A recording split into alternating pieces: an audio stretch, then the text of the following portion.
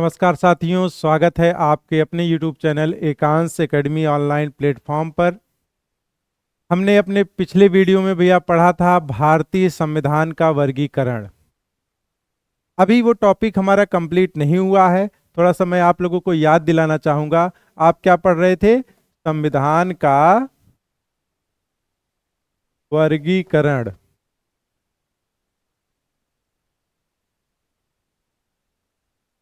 भैया हम लोगों ने जब संविधान का वर्गीकरण किया था तो अगर आप लोगों को याद हो तो पहला क्या किया था? उत्पत्ति के आधार पर। उत्पत्ति के आधार पर। दूसरा वर्गीकरण लिखावट के आधार पर। तीसरा परिवर्तनशीलता के आधार पर।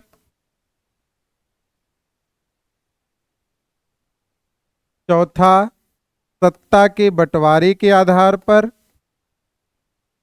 सत्ता के बंटवारे के आधार पर। और पांचवा शासन प्रणाली के आधार पर।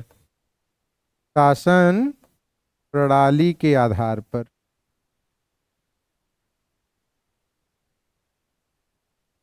जिसमें से भैया इन तीनों पर चर्चा हो चुकी है।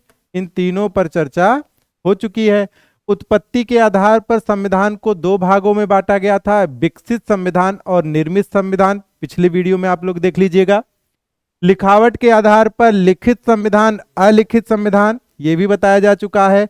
परिवर्तनशीलता के आधार पर कठोर संविधान और लचीला संविधान, ये भी आपको पिछले क्लास की वीडियो में बताया जा चुका है। आज हम लोग बात करेंगे सत्ता के बंटवारे के आधार पर संविधान का वर्गीकरण। आइए हम लोग समझते हैं सत्ता के बंटवारे के आधार पर संविधान को कितने भागों में बांटा गया है। जरा हेडिंग डाल लीजिएगा भैया,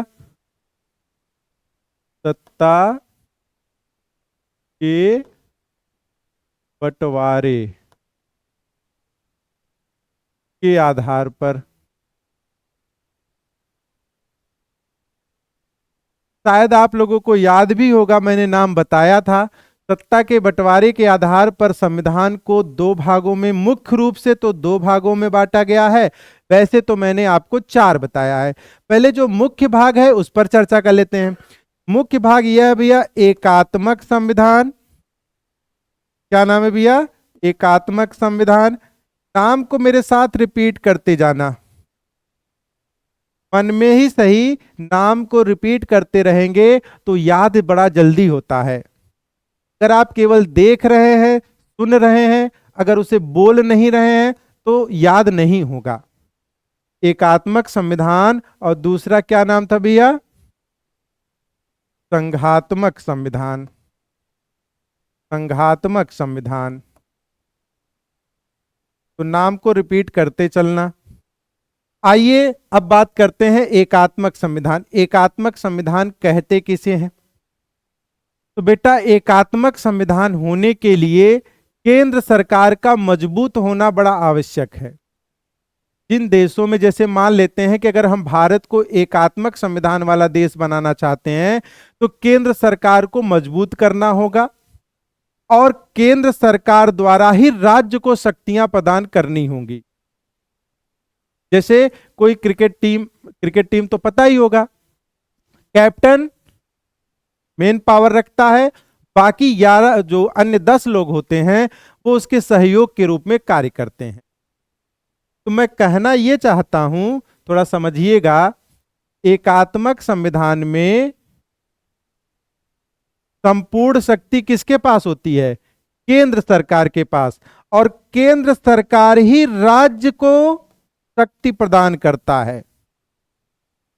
केंद्र कहता है कि हम जितना तुमको दे रहे हैं तुम उतना ही काम करना, अपने मन से थोड़ा भी कम और ज्यादा नहीं कर सकते हो।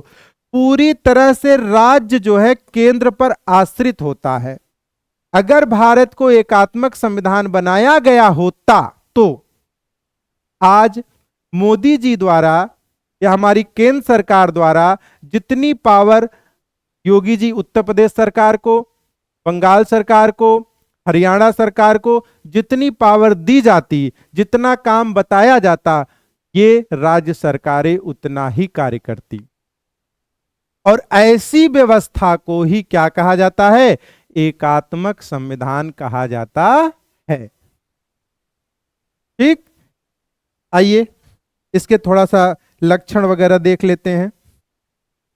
अगर हम बात करें एकात्मक संविधान के लक्षण क्या हैं, एकात्मक संविधान के गुण क्या हैं, एकात्मक संविधान के दोष क्या हैं, तो सबसे पहले हम बात करते हैं नंबर 1 लक्षण की। लक्षण, एकात्मक संविधान के लक्षण। एकात्मक संविधान की हम पहचान कैसे करेंगे? तो पहला लक्षण तो बेटा यही है, सत्ता का केंद्रीकरण होना। केंद्रीयकरण होना यानी सत्ता एक ही स्थान पर निश्चित हो जाती है। ठीक, दूसरी अगर हम बात करें, इसके दूसरे लक्षण की बात करें, तो केंद्र सरकार का मजबूत होना। केंद्र सरकार का मजबूत होना, ये दूसरा प्रमुख लक्षण है। अगर हम तीसरे लक्षण की बात करें कि भाई हम कैसे जानेंगे कि ये देश एकात्मक देश है, ये देश संघात्मक देश है, पहचान करने के लिए इन लक्षणों को समझना बड़ा जरूरी है। तो तीसरा लक्षण यह है, राज्य सरकार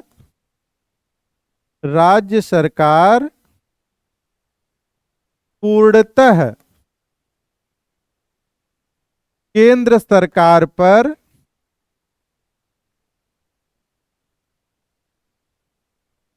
आश्रित होती है, आधारित होती है,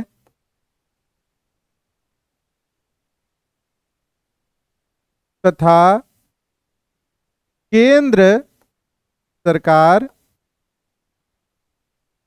किसी भी समय, बेटा किसी भी समय केंद्र सरकार राज्य सरकार को समाप्त कर सकती है। यह बहुत बड़ी बात है। तथा केंद्र सरकार किसी भी समय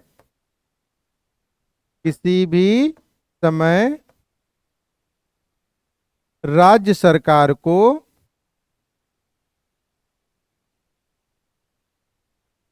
समाप्त कर सकती है, किसी भी समय समाप्त कर सकती है। ये तीसरा वाला लक्षण बड़ा महत्वपूर्ण है। अगर ऐसी व्यवस्था कहीं पर है तो वह संविधान एकात्मक संविधान या उस देश को एकात्मक संविधान वाला देश कहा जाएगा। चौथा जो लक्षण है भैया,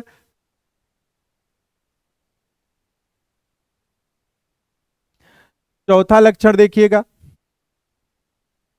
एकल या एकहरा संविधान।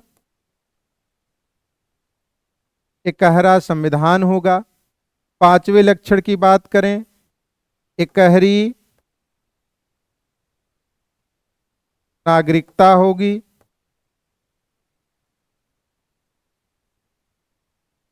एकहरा संविधान होगा, एकहरी नागरिकता होगी।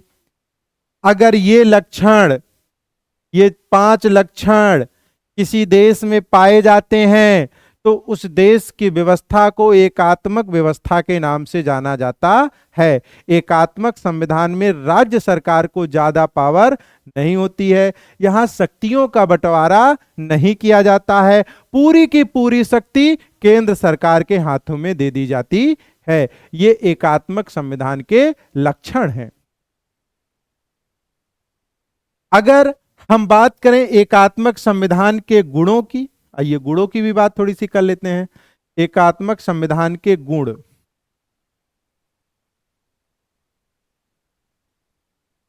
एकात्मक संविधान के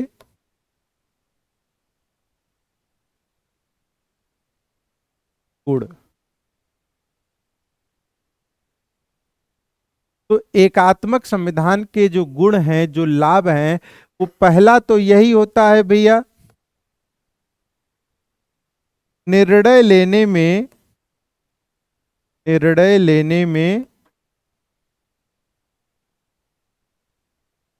सहायक, अत्यंत सहायक, आसानी से एकात्मक संविधान वाले देशों में निर्णय लेने की क्षमता होती है। क्योंकि होता क्या है, सत्ता एक ही जगह पर होती है, उनको किसी से पूछने की आवश्यकता नहीं होती, किसी से सलाह लेने की आवश्यकता नहीं होती, वे स्वतंत्र होते हैं, अपनी इच्छा अनुसार जो भी निर्णय लेना होता है वो ले सकते हैं। ये एकात्मक संविधान का पहला गुण है। दूसरा, आपातकाल में उपयोगी है। आपातकाल के लिए बड़ी उपयोगी व्यवस्था है ये। तीसरा, अगर हम देखें, तीसरा लक्षण की बात करें, कम खर्चीली है ये, कम खर्चीली व्यवस्था है ये। यहां पर खर्चा बहुत कम होता है, क्योंकि भाई सत्ता केंद्र के हाथ में होती है तो वहां चुनाव प्रक्रिया भी कम हो जाती है। और अगर बात करें तो यहां मैं लिख दे रहा हूं भैया चौथा लक्षण, चौथा लक्षण लिख दे रहा हूं, अंतरराष्ट्रीय, अंतरराष्ट्रीय समझौतों के लिए,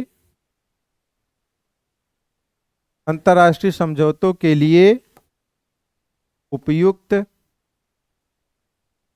तो इन कामों को करने के लिए एकात्मक संविधान वाले देशों को संघात्मक संविधान की अपेक्षा थोड़ा सा सरलता अधिक मिलती है, क्योंकि संघात्मक व्यवस्था में इन कामों को करने में थोड़ी सी कठिनाई होती है और एकात्मक संविधान वाले देशों में ये काम आसानी से किए जा सकते हैं। ये तो बात हो गई गुणों की। आइए अब बात करते हैं दोष की। एकात्मक संविधान का दोष क्या क्या है, कमियां कितनी है। एकात्मक संविधान का दोष, एकात्मक संविधान के दोष में जो पहला पॉइंट है भैया, यह स्थानीय स्वशासन, स्थानीय स्वशासन को समाप्त कर देती है।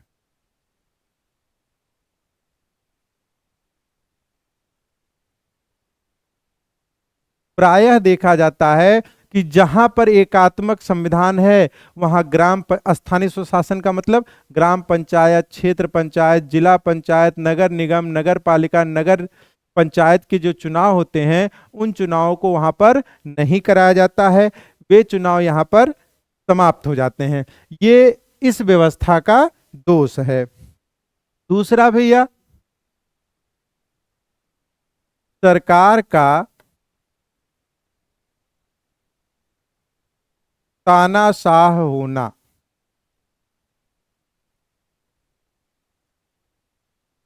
बेटा जब सत्ता एक स्थान पर ही केंद्रित हो जाती है तो इस बात का खतरा हमेशा बना रहता है कि किसी भी समय गवर्नमेंट निरंकुश हो जाए। निरंकुश मतलब स्वेच्छाचारी, वो अपनी इच्छा अनुसार कार्य करने लगे, तानाशाह जैसा बिहेव करने लगे। तो एकात्मक संवैधानिक व्यवस्था में सरकार के तानाशाह का होने का खतरा हमेशा बना रहता है। तीसरा, जनता की भागीदारी, जनता की भागीदारी का कम हो जाना।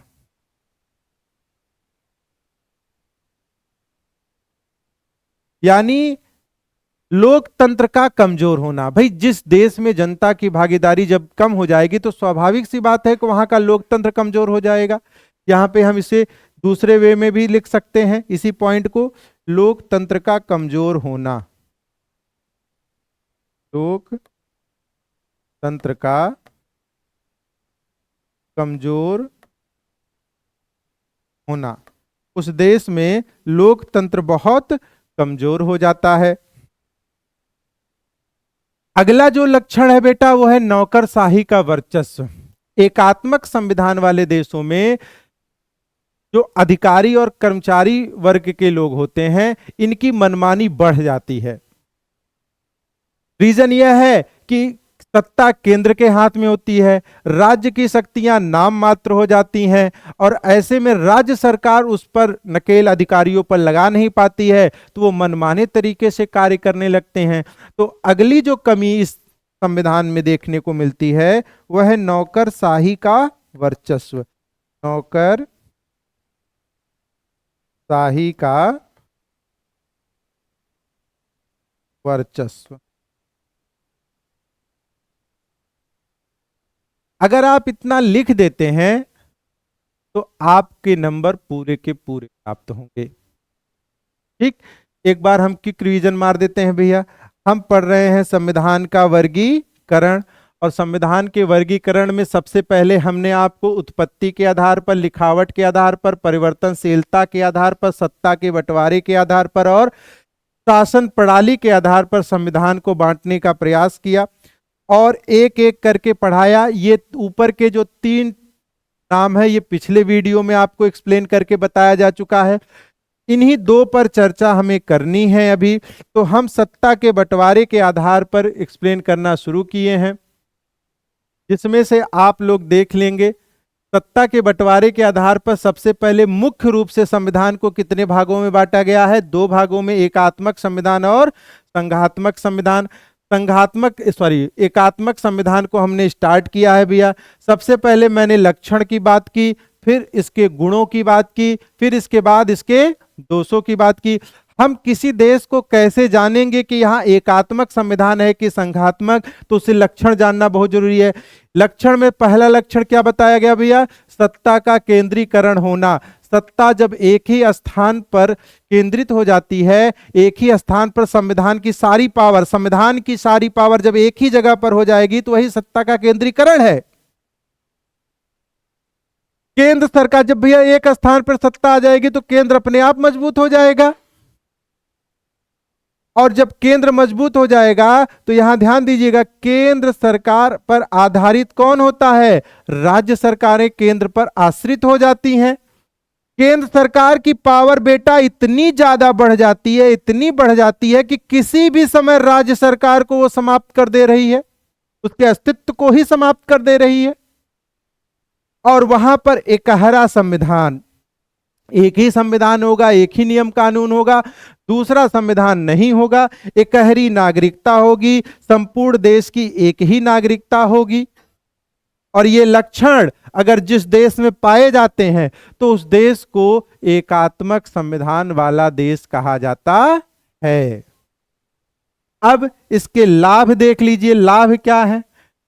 ऐसे संविधान में निर्णय लेने में बड़ी मदद मिलती है, किसी से पूछना उछना ज्यादा नहीं पड़ता है, आसानी से आप जो है निर्णय ले सकते हैं, वो सरकार आसानी से निर्णय लेती है। आपातकाल में बहुत उपयोगी है, तत्काल डिसीजन हो जाता है।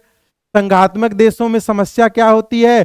जब इमरजेंसी या कोई बात होती है तो कई गवर्नमेंट से बैठ करके विचार विमर्श करने के बाद आपातकाल लिया जाता है, तो वहां समय लग जाता है। यह व्यवस्था कम खर्चीली है क्योंकि यहां लोकतंत्र कमजोर होता है। जब लोकतंत्र कमजोर, चुनाव कम तो पैसा कम, खर्चा कम बच जाता है। अंतरराष्ट्रीय समझौतों के लिए भी यहां पर बहुत आसानी होती है। आगे बात करते हैं। दोष की बात करें तो पहली बात तो भैया ये लोकल गवर्नेंस को ही खत्म कर दे रहे हैं। दूसरा, सरकार किसी भी समय तानाशाह अपनी शक्तियों का दुरुपयोग कर सकता है, यह खतरा बना रहता है। जनता की भागीदारी, जैसा कि पीछे मैंने कहा, लोकतंत्र का कमजोर होना भी यहां पर बना रहता है। और नौकरशाही व्यवस्था का वर्चस्व बना रहता है, अधिकारियों की मनमानी भी देखने को मिलती है। अब मुद्दा इस बात का है बेटा, जो परीक्षा उपयोगी बड़ा महत्वपूर्ण तथ्य है कि वे कौन कौन से देश हैं, वे कौन कौन से देश हैं जहां एकात्मक संविधान है। तो जरा नोट करके हेडिंग डाल दीजिएगा, एकात्मक संविधान वाले देश। एकात्मक संविधान वाले देश। एकात्मक संविधान वाले देश। कभी कभी क्वेश्चन बनता है ना, निम्नलिखित में से पहचान करिए कि कौन सा देश एकात्मक संविधान वाला देश है। तो एकात्मक संविधान वाले देश हैं जैसे जैसे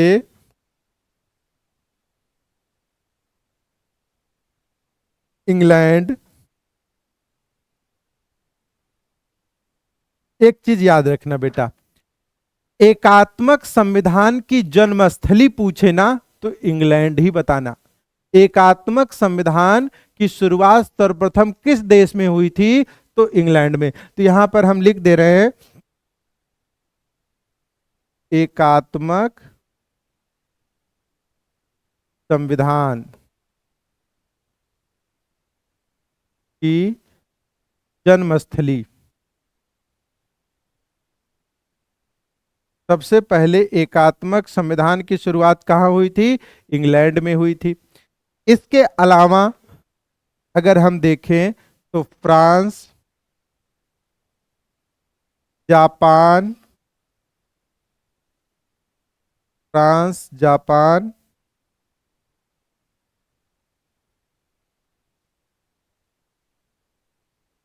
बेल्जियम,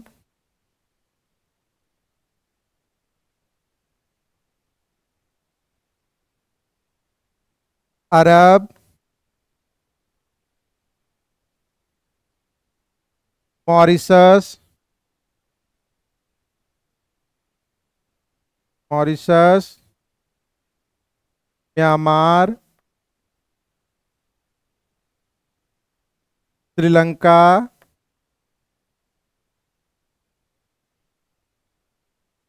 श्रीलंका का प्राचीन नाम सिंगल द्वीप, श्रीलंका, चीन, बांग्लादेश, सभी एकात्मक संविधान वाले देश हैं भैया। ईरान,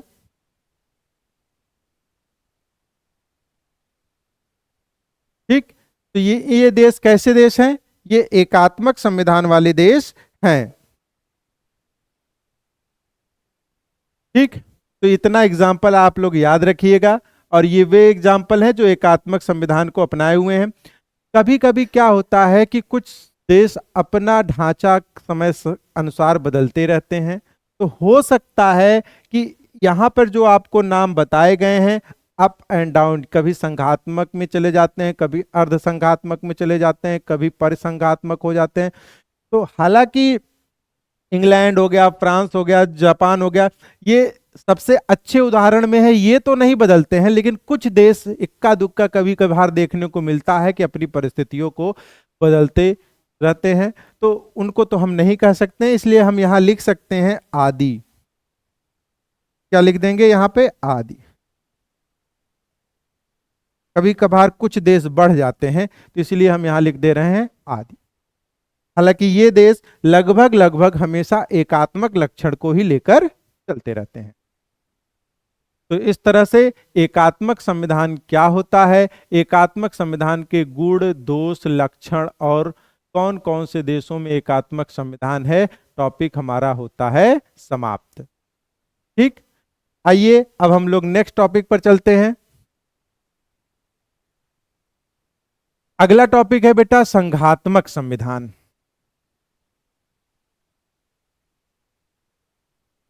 संघात्मक संविधान।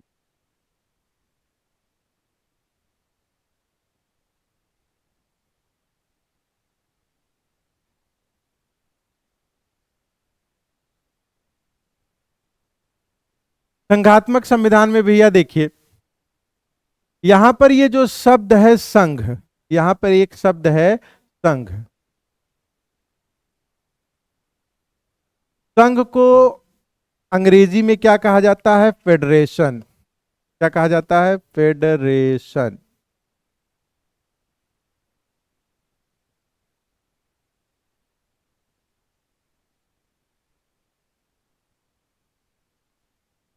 जो लैटिन के फोएडस शब्द से बना है, जो लैटिन भाषा के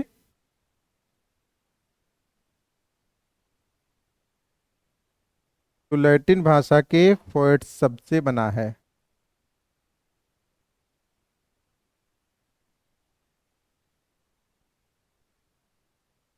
फोएट से बना है, जिसका अर्थ होता है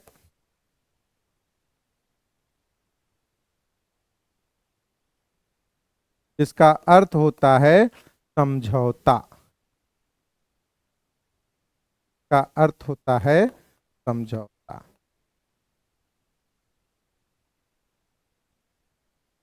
ठीक।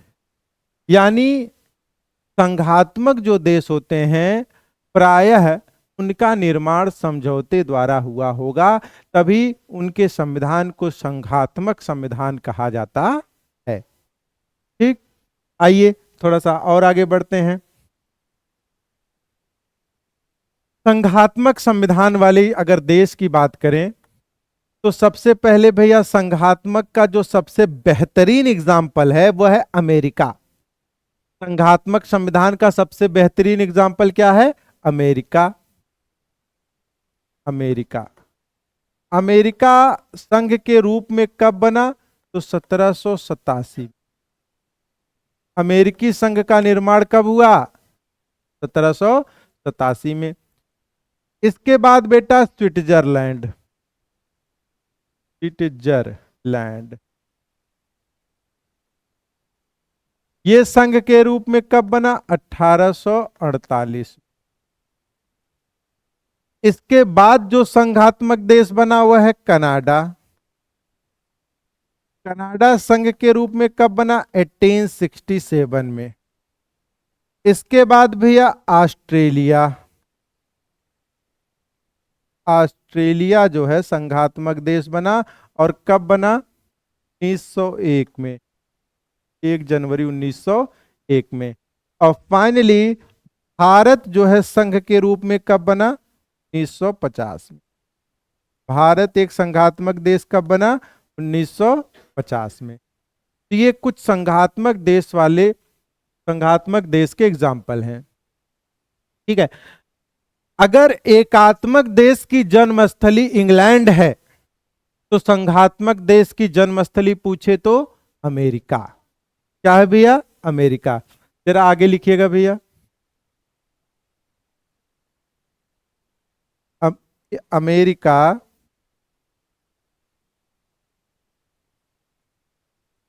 संघात्मक देश की जन्मस्थली है।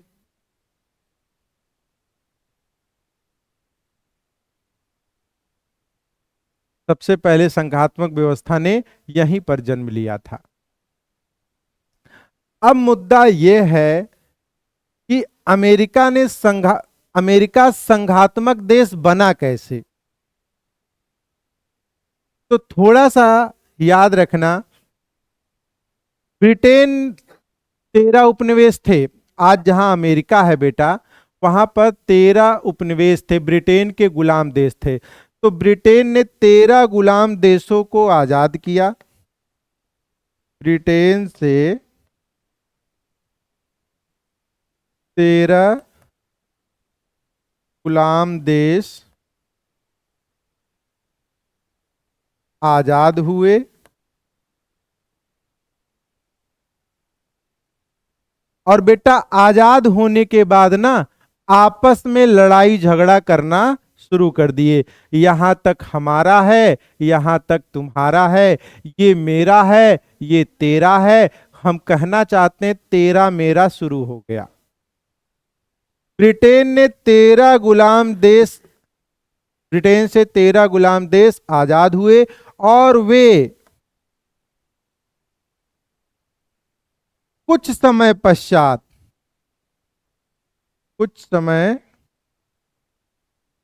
बाद आपस में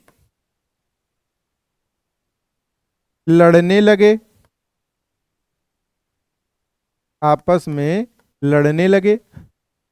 और जब वे आपस में लड़ने लगे तो बताओ लड़ाई का अंत कब होता है? एक घर में अगर मान लीजिए 4-5 भाई हैं तो शुरू शुरू में तो भैया कोई दिक्कत नहीं होती है।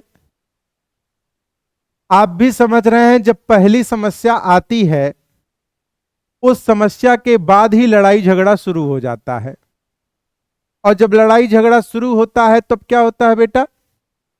तब होता यह है भैया कि एक दिन जो पिता होते हैं उन चारों पांचों भाइयों को बैठाते हैं और एक नियम बनाते हैं कि यहां तक ऐसे ऐसे इनको करना है, वहां तक वो काम उनको करना है, छोटों को पढ़ना है, इनको ऐसे करना वैसे करना है। एक समझौता करते हैं और समझौते द्वारा उस घर के सिस्टम को पुनः पिता आगे बढ़ाने का प्रयास करता है। कुछ दिनों तक सिस्टम ठीक चलता है, फिर एक दिन कोई न कोई समस्या अवश्य आ जाती है और फिर झगड़ा होना शुरू हो जाता है। और स्थिति कहां तक बन जाती है? मारपीट तक भी हो सकती है, फौजदारी भी हो सकता है और अंततः बंटवारा भी हो सकता है। तो इन 13 देशों की स्थिति भी कुछ ऐसी ही थी। 13 देश जब ब्रिटेन से आजाद हुए और आपस में लड़ने लगे तो एक दिन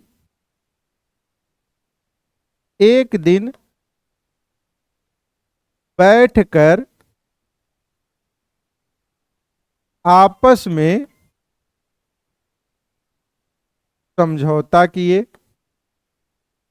एक दिन बैठकर आपस में समझौता किए।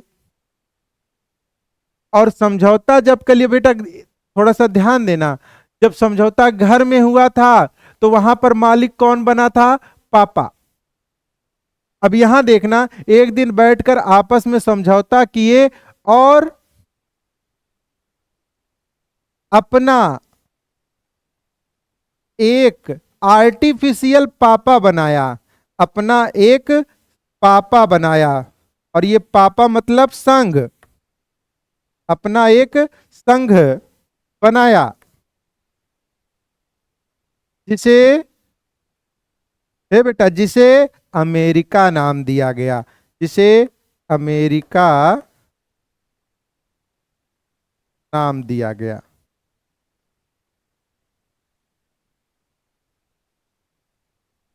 जिसे अमेरिका नाम दे दिया गया कि भैया हम आप ही समझौता करेंगे। और इस तरह से उस समझौते में बेटा जो नियम बना वही आज अमेरिका का संविधान है और इस तरह से अमेरिकी संघ का निर्माण हुआ।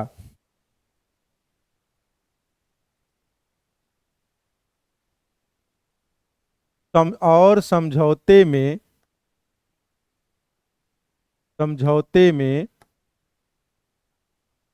जो नियम बना वही अमेरिका का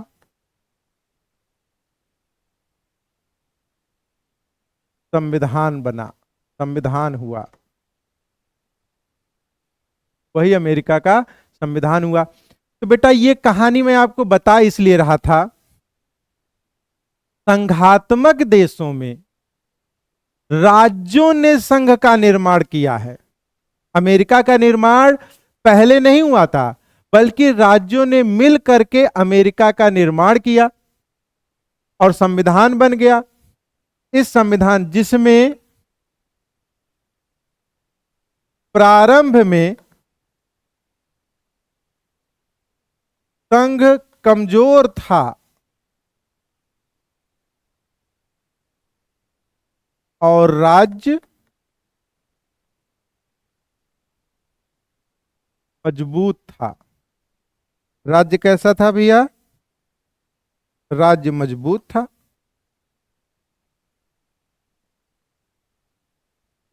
राज्य मजबूत था मतलब अमेरिका कमजोर था और उसके राज्य जो है ज्यादा पावरफुल थे। लेकिन समय के साथ परिस्थितियां समय के साथ परिस्थितियां बदली। जैसे बेटा जब दो लोग झगड़ा करते हैं, कहते हैं ये मेरा है, वो कहता है वो मेरा है, तो लास्ट में क्या होता है कि न तुम्हारा है न तुम्हारा है, चलो उसको फलाने को दे दो। जब राज्य आपस में लड़ाई झगड़ा फिर करने लगे तो ये हुआ कि चलो भाई ना मेरा ना तुम्हारा, चलो संघ को दे दो। और इस तरह से धीरे धीरे करके संघ मजबूत होता चला गया। लेकिन समय के साथ परिस्थितियां बदली और धीरे धीरे धीरे धीरे संघ मजबूत होता गया, मजबूत होता गया। इतना मजबूत हो गया, इतना मजबूत हो गया कि अमेरिका के विषय में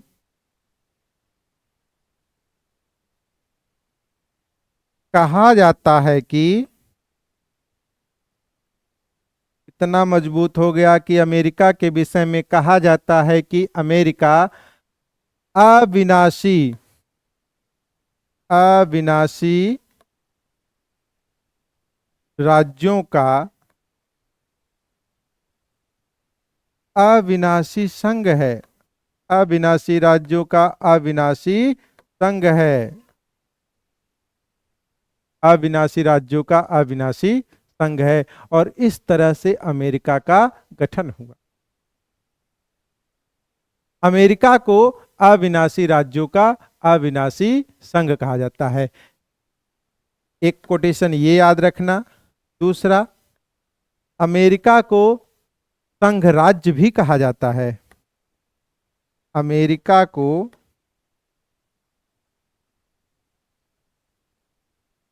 संघ राज्य भी कहा जाता है, संघ राज्य भी कहा जाता है।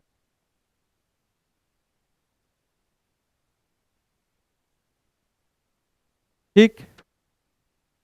तो भैया अब इसके बाद आपको जानना है कि संघात्मक व्यवस्था के लक्षण क्या होते हैं, कौन कौन सी पहचान है जिससे हम जानेंगे कि ये देश संघात्मक है, इसके क्या गुण होते हैं, इसके क्या दोष होते हैं। और साथ ही साथ हम भारत के परिप्रेक्ष्य में भी देखेंगे कि भारत अगर संघात्मक है तो किस हद तक उस पैमाने को कंप्लीट करता है। क्योंकि भारत के बारे में केसी वियर ने लिखा है कि भारत अर्ध संघात्मक देश है, जबकि बाबा साहब भीमराव अंबेडकर जी ने साफ साफ कहा है कि हम संघात्मक देश हैं। तो ये जो विवाद हुआ, इस विवाद को भैया हम लोग नेक्स्ट वीडियो में अगली क्लास में पढ़ेंगे। तब तक के लिए जय हिंद, जय भारत, जय संविधान।